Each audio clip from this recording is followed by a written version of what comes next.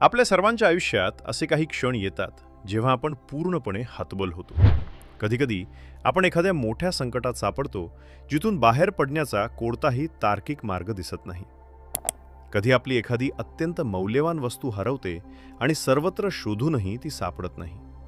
कधी आपण भविष्याच्या चिंतेने इतके ग्रासले जातो की समोरचे सोपे मार्गही आपल्याला दिसत नाहीत. अशा वेळी आपल्या मनात एक प्रश्न येतो, या विश्वात अशी कोणतीही शक्ती आहे का जी आपल्याला या संकटातून बाहेर काढू शकेल? अशी कोणतीही जादू आहे का जी आपले नशीब बदलू शकेल? आज आपण अशा एका पुस्तकाला जाणून घेणार आहोत ज्याने जगभरातील लाखो लोकांचे आयुष्य बदलून टाकले आहे. आपण बोलतोय telepsychics, tapping your hidden subconscious powers, ज्याचे लेखक आहेत प्रसिद्ध विचारवंत आणि मानव सामर्थ्य चळवळीचे प्रणेते डॉक्टर जोसेफ मर्फी. आपण सर्वांनी the power of your subconscious mind या पुस्तकाला जो प्रतिसाद दिला त्याबद्दल मनस्वी धन्यवाद. आणि बऱ्याच प्रेक्षकांनी मर्फींच्या इतर साहित्यांवर समरी करण्याची विनंती केली होती. ती मी पूर्ण केली आहे. मंडळी, टेलीसायकिक्स हे पुस्तक the power of your subconscious mind या पुस्तकाच्या पुढची म्हणजेच ॲडव्हान्स लेवलची पायरी आहे. तुम्ही विचार करत असाल की टेलीसायकिक्स म्हणजे नक्की काय? हा शब्द ऐकताना काहीसा गूढ किंवा जादूई वाटू शकतो. पण मित्रांनो, हे कोणतेही अंधश्रद्धाळू शास्त्र नाही. हे एक मानसिक विज्ञान आहे. टेले म्हणजे दूर आणि सायकिक्स म्हणजे मनाशी संबंधित. सोप्या भाषेत सांगायचे तर तुमच्या सुप्त मनाच्या शक्तीचा वापर करून दूरवरच्या घटनांवर, लोकांवर आणि परिस्थितीवर प्रभाव टाकण्याची क्षमता म्हणजे टेलीसायकिक्स. हे पुस्तक आपल्याला शिकवते की आपण केवळ हाडामासांचे पुतळे नसून आपल्या आत एक असा दैवी ट्रान्समीटर आहे जो विश्वाच्या कोणत्याही कोपऱ्यातून माहिती खेचून आणू शकतो आणि आपल्या आयुष्यात चमत्कार घडवू शकतो. आज आपण केवळ सारांश बघणार नाही आहोत, तर त्यातील प्रत्येक तंत्र, प्रत्येक सत्यकथा आणि त्यामागील विज्ञानाचा इतका खोलवर अभ्यास करणार आहोत की हा व्हिडिओ संपताना तुमच्या हातात तुमच्या भविष्याची दोरी असेल. आपण पाहणार आहोत की एका नर्सने केवळ आपल्या स्वप्नावर विश्वास ठेवून विमान अपहरणासारख्या भयंकर संकटातून स्वतःचा जीव कसा वाचवला. आपण पाहणार आहोत की एका वैमानिकाने, ज्याला उड्डाणाची भीती वाटत होती, त्याने एका विशिष्ट प्रार्थनेचा वापर करून आपली कारकीर्द आणि प्रवाशांचे प्राण कसे सुरक्षित केले. इतकेच नाही, तर खुद्द डॉक्टर मर्फी यांनी आपली हरवलेली मौल्यवान अंगठी शोधण्यासाठी आस्क रॉबर्ट या तंत्राचा वापर कसा केला याची एक अत्यंत रोमांचक कथा आपण ऐकणार आहोत. प्रकरण 1. टेलीसायकिक्स म्हणजे नक्की काय? टेलीसायकिक्स या विषयाच्या गाभ्याशी जाण्यापूर्वी आपल्याला हे समजून घेणे आवश्यक आहे की हे तंत्र नक्की काम कसे करते. डॉक्टर जोसेफ मर्फी हे केवळ एक लेखक नव्हते, तर ते डिव्हाइन सायन्सचे मंत्री आणि एक महान अभ्यासक होते. त्यांच्या मते मानवी मन हे 2 भागात विभागलेले आहे, ज्याबद्दल आपण the power of your subconscious mind या बुक समरीमध्ये विस्ताराने बोललो आहोत. एक म्हणजे जाणीव मन अर्थात कॉन्शियस माइंड आणि दुसरे म्हणजे सुप्त मन म्हणजेच सबकॉन्शियस माइंड. आपले जाणीव मन हे तार्किक असते. ते दिवसभर विचार करते, निर्णय घेते आणि बाह्य जगाशी संपर्क साधते. पण सुप्त मन? सुप्त मन हे एका अथांग समुद्रासारखे आहे. ते कधीच झोपत नाही. ते आपल्या श्वासावर नियंत्रण ठेवते आणि सर्वात महत्त्वाचे म्हणजे ते वैश्विक मनाशी, युनिव्हर्सल माइंड सोबत जोडलेले असते. टेलीसायकिक्सचे मूळ तत्व हेच आहे की जेव्हा तुम्ही तुमच्या सुप्त मनाशी योग्य प्रकारे संवाद साधता, तेव्हा तुम्ही काळाच्या आणि जागेच्या सीमा ओलांडू शकता. डॉक्टर मर्फी म्हणतात, जेव्हा तुम्ही तुमच्या आतील जिवंत आत्म्याकडे वळता आणि तुमचे मन आणि हृदय उघडता, तेव्हा तुम्ही इस्रायल बनता. आता इथे इस्रायल हा शब्द कोणत्याही देशासाठी किंवा भूभागासाठी वापरलेला नाही. बायबलमधील एका वचनाचा आधार घेत ते म्हणतात, इस्रायलच्या विरुद्ध कोणतीही जादुई शक्ती किंवा मंत्र काम करू शकत नाही. याचा आध्यात्मिक अर्थ असा आहे की जो माणूस आपल्या मनाच्या सर्वोच्च शक्तीला ओळखतो, जो माणूस हे जाणतो की देव त्याच्या आत आहे, त्याच्यावर जगातील कोणतीही नकारात्मक शक्ती, कोणताही ग्रहदोष किंवा कोणाचीही वाईट नजर परिणाम करू शकत नाही. टेलीसायकिक्सचा वापर करून आपण केवळ आपल्या आयुष्यात सुधारणाच करत नाही, तर आपण अदृश्य गोष्टींना दृश्य वास्तवात आणतो. या पुस्तकाचं वैशिष्ट्य हेच आहे की हे कोणत्याही विशिष्ट धर्माच्या लोकांसाठी नाही. डॉक्टर मर्फी स्पष्ट करतात की हे पुस्तक सर्व आध्यात्मिक मार्गांसाठी आहे. ते कुणालाही उपदेश करत नाहीत किंवा कुणालाही वगळत नाहीत. ते फक्त विज्ञानाचा आधार घेऊन प्रार्थनेचे तंत्र शिकवतात. हे तंत्र कदाचित तुम्हाला शाळेत किंवा मंदिरात शिकवलेल्या प्रार्थनेपेक्षा वेगळे असेल, पण याचे परिणाम हे हजारो पटीने जास्त प्रभावी आहेत. अनेकदा आपण पाहतो की लोक खूप पूजा अर्चा करतात, पण त्यांच्या मनात भीती कायम असते. माझे काय होईल? माझे काम होईल की नाही? ही भीतीच त्यांच्या अपयशाचे कारण बनते. टेलीसायकिक्स आपल्याला शिकवते की भीती हा फक्त एक विचार आहे आणि तो विश्वासाने बदलला जाऊ शकतो. जेव्हा आपण आपल्या सुप्त मनाला योग्य सूचना किंवा सजेशन्स देतो, तेव्हा सुप्त मन त्या सूचनांना आदेश मानून कामाला लागते. मग ते हरवलेली वस्तू शोधणे असो किंवा भविष्यातील धोका ओळखणे असो. पुढील प्रकरणांमध्ये आपण जी उदाहरणं पाहणार आहोत ती काही काल्पनिक कथा नाहीत.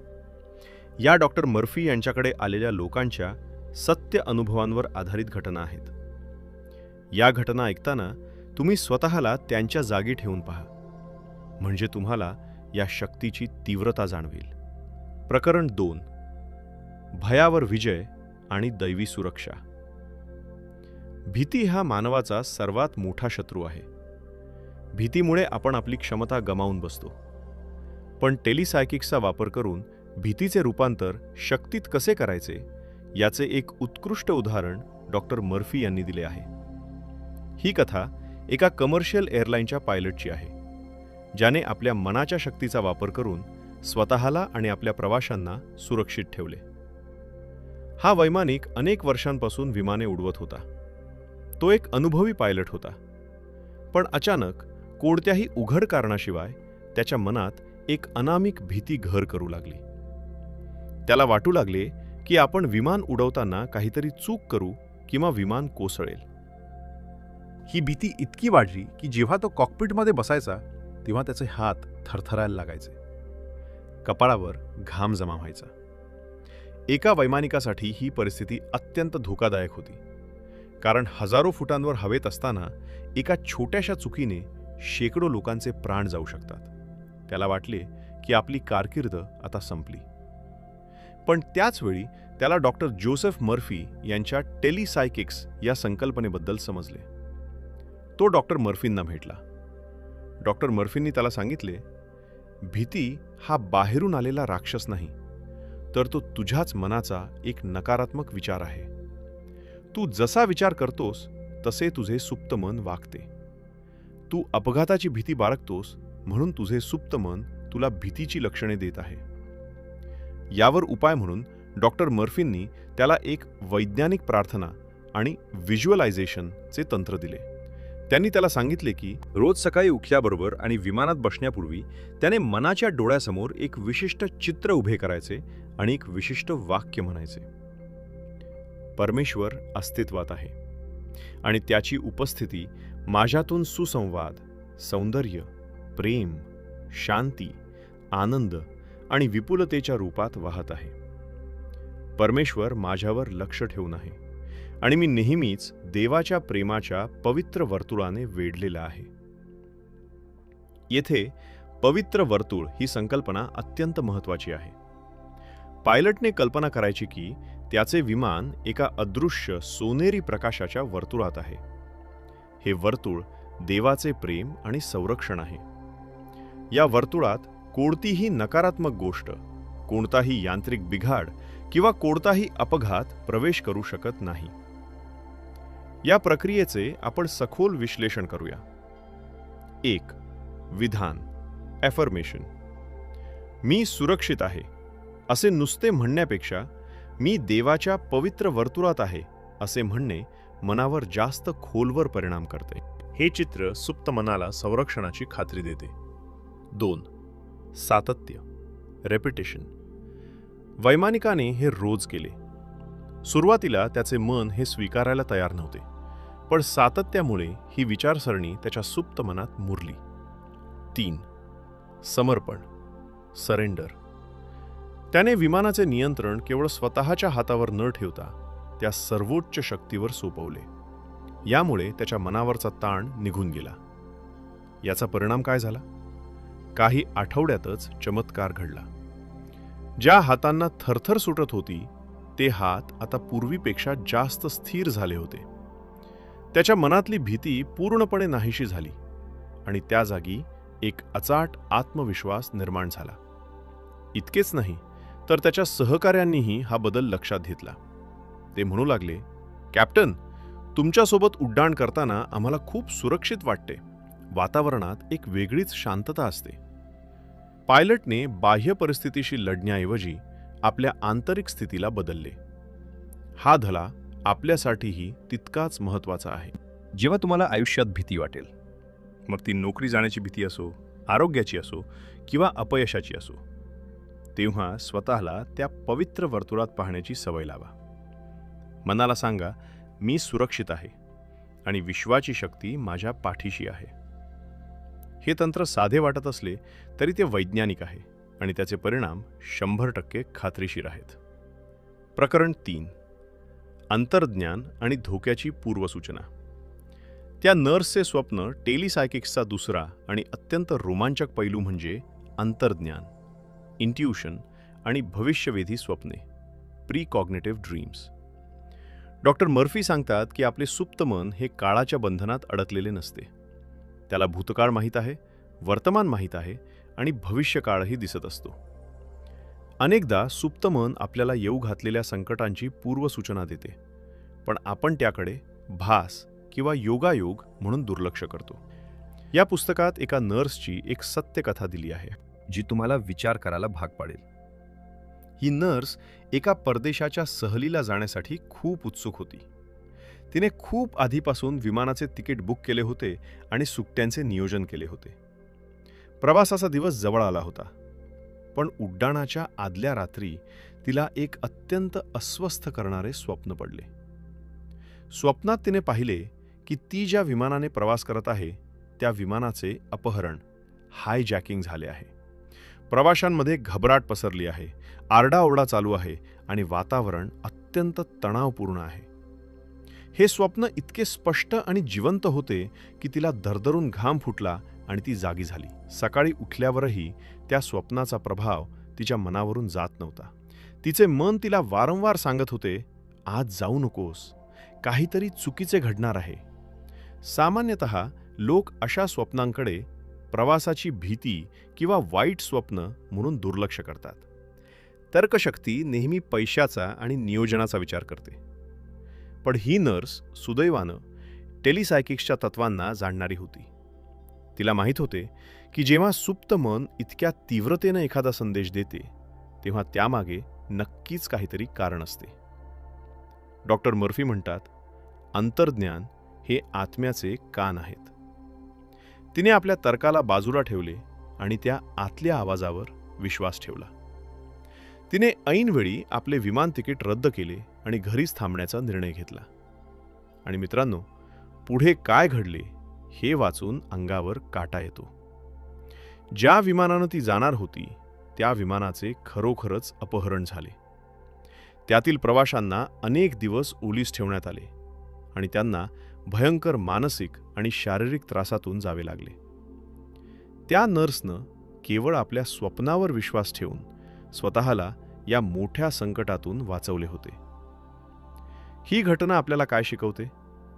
1. आपले सुप्त मन नेहमी आपल्याशी संवाद साधण्याचा प्रयत्न करत असते. स्वप्ने हे त्याचे मुख्य माध्यम आहे. 2. विश्वास. अंतर्ज्ञानावर विश्वास ठेवण्यासाठी धाडस लागते. अनेकदा ते वेडेपणाचे वाटू शकते, पण तोच खरा मार्ग असतो. 3. संरक्षण. टेलिसायकिक्सचा उपयोग केवळ संपत्ती मिळवण्यासाठी नाही, तर सर्व्हायव्हलसाठी देखील होतो. या संदर्भात डॉक्टर मर्फी आणखी एका कॉलेजच्या विद्यार्थ्याचे उदाहरण देतात. हा विद्यार्थी अभ्यासात मागे पडला होता आणि त्याला नापास होण्याची भीती होती. पण त्याने टेलिसायकिक्सचा वापर करून स्वतःला यशस्वी होताना पाहण्याची सवय लावली. त्याने अशी सर्वसमावेशक विधाने, इन्क्लुसिव्ह एफर्मेशन्स तयार केली, ज्यामुळे त्याचे मन सकारात्मकतेने भरले गेले. याचा परिणाम म्हणजे केवळ त्याचे ग्रेड्स सुधारले नाहीत, तर त्याची आकलन शक्तीही वाढली. हे विद्यार्थी आणि नर्सची उदाहरणे दाखवून देतात की मन हे एक असे साधन आहे जे तुम्हाला अभ्यासाच्या टेबलापासून ते विमानाच्या कॉकपिटपर्यंत सर्वत्र मदत करू शकते. प्रकरण 4. हरवलेल्या वस्तू आणि आस्क रॉबर्ट तंत्र. मित्रांनो, शेवटच्या प्रकरणात आपण टेलिसायकिक्सचे तंत्र आणि नियम बघणार आहोत. तरी व्हिडिओला शेवटपर्यंत बघा, जेणेकरून तुम्हाला याचा फायदा होऊ शकेल. आता आपण एका अशा समस्येकडे वळूया जी आपल्यापैकी प्रत्येकाला कधी ना कधी भेडसावते. महत्त्वाच्या वस्तू हरवणे. घराची चावी, पाकिट, महत्त्वाची कागदपत्र किंवा एखादा मौल्यवान दागिना हरवल्यावर आपली काय अवस्था होते? आपण घरभर शोधतो, चिडचिड करतो, एकमेकांवर ओरडतो. मी इथेच ठेवलं होतं, आता कुठे गेलं? हा प्रश्न आपल्याला वेड लावतो. डॉक्टर मर्फी म्हणतात, जेव्हा तुम्ही तणावात असता किंवा भीतीमध्ये असता, तेव्हा तुमच्या सुप्त मनाचा दरवाजा बंद होतो. मेमरी किंवा आठवण ही शांत सरोवरासारखी असते. जर तुम्ही त्यात चिंतेचे दगड टाकले तर पाणी गढूळ होईल आणि तुम्हाला तळाशी असलेली वस्तू दिसणार नाही. यासाठी डॉक्टर मर्फी यांनी स्वतःचा एक अनुभव सांगितला आहे, जो आस्क रॉबर्ट या नावाने प्रसिद्ध आहे. ही घटना खूप मजेशीर आणि डोळे उघडणारी आहे. एकदा डॉक्टर मर्फी यांची एक अतिशय मौल्यवान सोन्याची अंगठी हरवली. ही अंगठी त्यांच्यासाठी खूप खास होती, कारण ती एक कौटुंबिक वारसा होती. त्यांनी सर्वत्र शोधले, प्रत्येक खण, प्रत्येक कपाट, कपड्यांचे खिसे, पण अंगठी सापडली नाही. जेव्हा सर्व तार्किक प्रयत्न संपले, तेव्हा त्यांनी आपल्या सुप्त मनाच्या शक्तीचा वापर करण्याचे ठरवले. रात्री झोपताना त्यांनी स्वतःला पूर्णपणे शिथिल केले. त्यांनी आपल्या शरीराच्या प्रत्येक अवयवाला शांत होण्याचा आदेश दिला. आणि मग झोपेच्या आधीच्या त्या तंद्रीत, ज्याला ड्राउझी स्टेट असं म्हणतात, त्यांनी आपल्या सुप्त मनाशी संवाद साधला. ते म्हणाले, तुला सर्व काही माहीत आहे. तुला माहीत आहे की ती अंगठी कुठे आहे आणि आता तू मला त्याचे ठिकाण उघड करून दाखवणार आहेस. मी आता शांतपणे झोपत आहे आणि मला खात्री आहे की उत्तर मला मिळेल. असा ठाम विश्वास व्यक्त करून ते गाढ झोपी गेले. इथे महत्त्वाची गोष्ट म्हणजे त्यांनी चिंता सोडून दिली होती. त्यांनी उत्तराची जबाबदारी सुप्त मनावर टाकली होती. दुसऱ्या दिवशी सकाळी त्यांना अचानक जाग आली आणि त्यांच्या कानात एकच आवाज घुमत होता, रॉबर्टला विचार. Doctor Murphy गोंधळले. रॉबर्ट हा त्यांच्या शेजारी राहणारा एक 9 वर्षांचा लहान मुलगा होता. डॉक्टर मर्फींचा तर्क म्हणू लागला, हे काय वेडेपणा आहे? मी त्या लहान मुलाला का विचारू? त्याला काय माहीत असणार? पण सुप्त मनाचे मार्ग अतर्क्य असतात. त्यांनी आपल्या तर्काला बाजूला सारले आणि त्या अंतर्प्रेरणेचे पालन केले. ते रॉबर्टकडे गेले आणि त्यांनी विचारले, रॉबर्ट, तुला माझी सोन्याची अंगठी कुठे दिसली का? रॉबर्ट अगदी सहज म्हणाला, हो, अरे मी काल बागेत मुलांसोबत खेळत होतो तेव्हा मला ती गवतात सापडली. मला वाटलं ती काही कामाची नाही किंवा नकली असेल, म्हणून मी ती माझ्या डेस्कवर ठेवली. डॉक्टर मर्फींना त्यांची अंगठी परत मिळाली. विचार करा, जर त्यांनी त्या रॉबर्टला विचार या आवाजाकडे दुर्लक्ष केले असते तर ती अंगठी कदाचित कधीच सापडली नसती. रॉबर्टच्या डेस्कवर अंगठी आहे हे डॉक्टर मर्फींच्या जाणीव मनाला, कॉन्शियस माइंडला माहीत नव्हते, पण त्यांच्या सुप्त मनाला ते माहीत होते, कारण सुप्त मन हे सर्वव्यापी आहे. हरवलेली वस्तू शोधण्यासाठी स्लीप टेक्निक. 1. शांत व्हा. तणाव पूर्णपणे काढून टाका. 2. संवाद साधा. रात्री झोपताना सुप्त मनाला सांगा, तुला माहीत आहे ही वस्तू कुठे आहे, मला मार्गदर्शन कर. 3. व्हिज्युअलायझेशन. ती वस्तू सापडल्यावर तुम्हाला किती आनंद झाला आहे याची कल्पना करा. वस्तू हातात घेतल्याचा स्पर्श अनुभवा. 4. सोडून द्या. प्रश्नाचा विचार करणे सोडून द्या आणि झोपी जा. 5. कृती करा. सकाळी जे पहिले विचार किंवा प्रेरणा येईल, जसं की एखाद्या व्यक्तीला फोन करणं, एखाद्या ठिकाणी जाणं, त्यावर शंका न घेता कृती करा. जसे टोस्टरमधून ब्रेड आपोआप वर येतो, तसेच उत्तर तुमच्या मनात आपोआप वर येऊ शकते. प्रकरण 5. लेखक, कलाकार आणि विद्यार्थ्यांसाठी यशाचे गुपित. टेलिसायकिक्सचा उपयोग केवळ संकटे टाळण्यासाठी किंवा वस्तू शोधण्यासाठीच होतो असं नाही, तर दैनंदिन जीवनातील यशासाठीही होतो. विशेषतः विद्यार्थी, लेखक आणि कलाकारांसाठी हे तंत्र वरदान आहे. अनेकदा लेखकांना किंवा कलाकारांना रायटर्स ब्लॉकचा सामना करावा लागतो. म्हणजे तुम्ही लिहायला बसला आहात, पण सुचत काहीच नाही. डोके रिकामे झाल्यासारखे वाटते. तुम्ही कॉफी पिता, फेऱ्या मारता, पण शब्द कागदावर उतरत नाहीत. डॉक्टर मर्फी म्हणतात की हे घडते कारण तुम्ही खूप प्रयत्न करत असता. जेव्हा तुम्ही जोर लावता, तेव्हा सर्जनशीलता, क्रिएटिव्हिटी पडून जाते. यावर उपाय काय? डॉक्टर मर्फी सांगतात, शांत बसा आणि दावा करा की वरच्या शक्तीकडून मला प्रेरणा मिळत आहे. देवाच्या सर्जनशील कल्पना माझ्यामध्ये दैवी क्रमाने, डिवाइन ऑर्डर, उलगडत आहेत. मला ज्ञान, मार्गदर्शन आणि ऊर्जा मिळत आहे. कल्पनांचा प्रवाह नदीसारखा माझ्याकडे येत आहे. जेव्हा तुम्ही असे करता, तेव्हा तुम्ही तुमच्या मर्यादित बुद्धीला मी हे लिहू शकतो का, अशा प्रश्नांना बाजूला सारता आणि त्या अनंत बुद्धिमत्तेला, इन्फिनिट इंटेलिजन्सला रस्ता करून देता. अनेक महान लेखकांनी कबूल केले आहे की त्यांच्या सर्वोत्तम कलाकृती या त्यांनी लिहिल्या नाहीत, तर त्या त्यांच्यातून वाहल्या आहेत.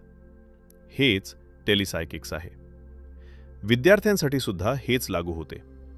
जर तुम्हाला परीक्षेची भीती वाटत असेल किंवा अभ्यास लक्षात राहत नसेल, तर स्वतःला यशस्वी झाल्याचे चित्र पहा. माझी स्मरणशक्ती अफाट आहे असे वारंवार सांगा. लक्षात ठेवा, तुमचे शरीर आणि मन हे एक इमोशनल डिस्क आहे. तुम्ही त्यावर जे रेकॉर्ड कराल तेच ते प्ले करेल. टेलिसायकिक्सचे तंत्र आणि नियम. आतापर्यंत आपण कथा आणि उदाहरणं पाहिली, पण हे सर्व प्रत्यक्षात आणण्यासाठी आपल्याला काही नियम पाळावे लागतील. डॉक्टर मर्फींनी यासाठी काही विशिष्ट मार्गदर्शक तत्त्व दिली आहेत. 1. Law of रिव्हर्स्ड effort. हा नियम समजून घेणे खूप महत्त्वाचे आहे.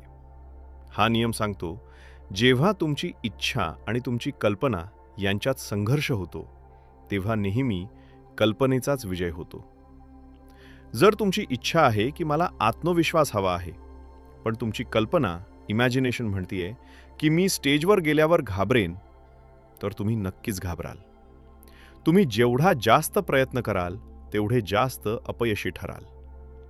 झोप न येताना तुम्ही जेवढा झोपायचा प्रयत्न करता, तेवढी झोप उडते. एखादे नाव आठवताना जेवढा जोर देता, तेवढे ते आठवत नाही. पण जेव्हा तुम्ही रिलॅक्स होता आणि लक्ष दुसरीकडे वळवता, तेव्हा ते नाव आपोआप आठवते. म्हणूनच टेलिसायकिक्समध्ये प्रयत्न नाही, तर स्वीकार आणि विश्वास महत्त्वाचा आहे. 2. झोपेतून उठल्यानंतर किंवा झोपेची वेळ, द बेस्ट टाईम. तुमचे सुप्त मन तेव्हाच सर्वात जास्त सक्रिय असते जेव्हा तुमचे जाणीव मन शांत असते. म्हणूनच रात्री झोपण्यापूर्वीची 5 मिनिटे आणि सकाळी उठल्यानंतरची 5 मिनिटे ही मॅजिक टाईम आहेत. या काळात तुम्ही जे विचार कराल ते थेट सुप्त मनात जातील. 3. कृतज्ञता. तुम्ही जे मागणार आहात ते तुम्हाला आधीच मिळाले आहे अशी भावना ठेवा. देवा, मला मदत कर असे म्हणण्यापेक्षा, देवा, मला मदत केल्याबद्दल धन्यवाद असे म्हणा. कृतज्ञता ही विश्वासाची सर्वोच्च पायरी आहे. 4. नकारात्मकतेपासून संरक्षण. इतरांची नकारात्मकता आपल्यावर परिणाम करू नये म्हणून स्वतःभोवती त्या वैमानिकाप्रमाणे पवित्र वर्तुळाची कल्पना करा. कोणीही तुमच्यावर टीका केली किंवा तुम्हाला खाली खेचण्याचा प्रयत्न केला, तर मनात म्हणा, मी देवाच्या प्रेमाच्या वर्तुळात आहे. इथे फक्त शांतीला प्रवेश आहे. मित्रांनो, आपण एका मोठ्या प्रवासाच्या शेवटाकडे आलो आहोत. टेलिसायकिक्स हे पुस्तक आपल्याला सांगते की आपण परिस्थितीचे गुलाम नाही आहोत. आपण आपल्या नशिबाचे शिल्पकार आहोत. डॉक्टर जोसेफ मर्फी यांचे शब्द आजही तितकेच सत्य आहेत. God is with you and no adversary can stand against you. देव तुमच्या सोबत आहे आणि कोणताही शत्रू तुमच्या समोर उभा राहू शकत नाही. हा शत्रू बाहेरचा असो किंवा तुमच्या मनातील भीतीचा, तो तुमच्या ठाम विश्वासासमोर टिकू शकत नाही.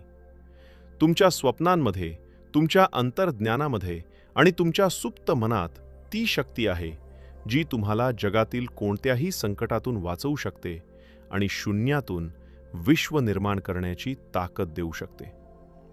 तुम्हाला आता एक ॲक्शन प्लॅन मी देत आहे. आज रात्रीपासूनच एक छोटासा प्रयोग करा. तुमच्या आयुष्यातील कोणतीही एक समस्या घ्या, मग ती आर्थिक असो, नातेसंबंधांची असो किंवा आरोग्याची. 1. रात्री झोपताना शांत व्हा. 2. त्या समस्येचे पूर्ण निराकरण झाले आहे असे चित्र डोळ्यांसमोर आणा. 3. त्या आनंदाच्या भावनेचा अनुभव घ्या. 4. सुप्त मनाला सांगा, मला माहीत आहे की तू यावर काम करत आहेस. 5. आणि शांतपणे झोपी जा. हा प्रयोग सलग 7 दिवस करा आणि तुमच्या आयुष्यात काय बदल घडतात ते पहा. मला खात्री आहे की तुम्हाला आश्चर्यकारक अनुभव येतील. तुम्हाला तुमच्या आयुष्यात कधी असा अंतर्ज्ञानाचा इन्युएशन अनुभव आला आहे का, की तुम्हाला काहीतरी वाटले आणि तसेच घडले? तुमचे अनुभव कमेंट्समध्ये नक्की शेअर करा, कारण तुमची एक कमेंट दुसऱ्या कोणाचे तरी आयुष्य बदलू शकते. जर तुम्हाला हा व्हिडिओ आवडला असेल तर लाईक करा. हा व्हिडिओ तुमच्या मित्रमैत्रिणींसोबत, कुटुंबियांसोबत शेअर करा, कारण कोणाला या ज्ञानाची गरज आहे हे आपल्याला माहीत नसते. अशाच प्रकारच्या जीवन बदलणाऱ्या पुस्तकांच्या सविस्तर विश्लेषणासाठी आणि आपल्या मनाच्या अद्भुत शक्ती जाणून घेण्यासाठी आपल्या चॅनलला सबस्क्राईब करायला विसरू नका. पुन्हा भेटूया अशाच एका पॉवरफुल आणि ज्ञानवर्धक विषयासोबत. तोपर्यंत स्वतःवर विश्वास ठेवा, आपल्या अंतर्मनाचे ऐका आणि आनंदी रहा. धन्यवाद.